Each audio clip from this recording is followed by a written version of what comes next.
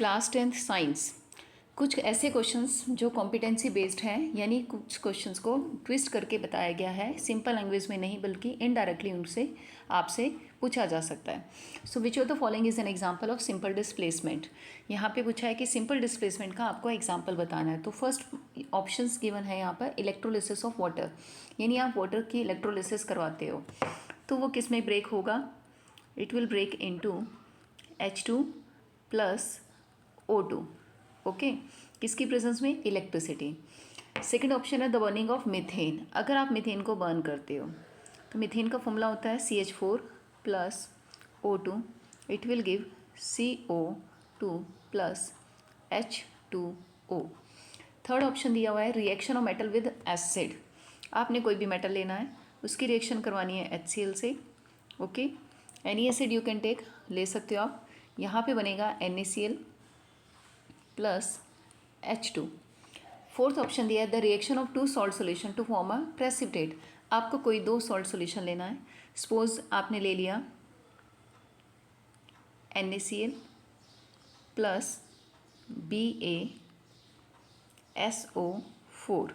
ठीक है, आपको इसकी रिएक्शन करानी है। करना क्या है यहाँ पे? प्लस माइनस आप पहले आइंस में कन्वर्ट कर दो।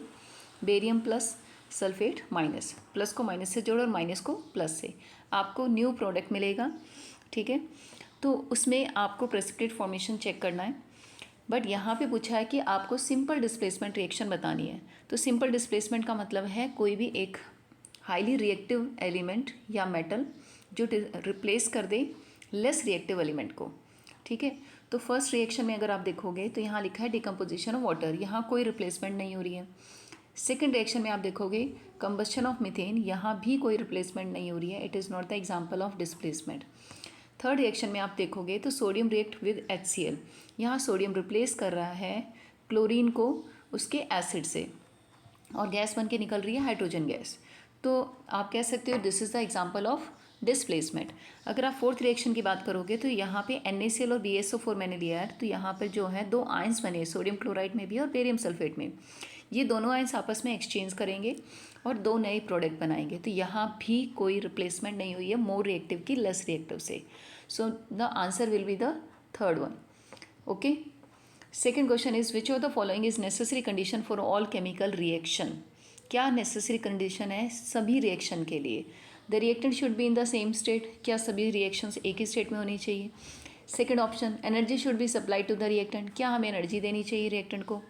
क्या वो रिलीज़ नहीं कर सकती? कर सकती है। Third option the reactant should be at the same temperature, क्या सारी रिएक्शन सेम टेम्परेचर पर कैरी होनी चाहिए? No. There should be the physical contact between the reactants, उन रिएक्टेंट्स के बीच में फिजिकल कॉन्टैक्ट होना चाहिए डेफिनेटली, ये सभी रिएक्शन में होना चाहिए। तो ऑप्शन होगा आपका फोर्थ।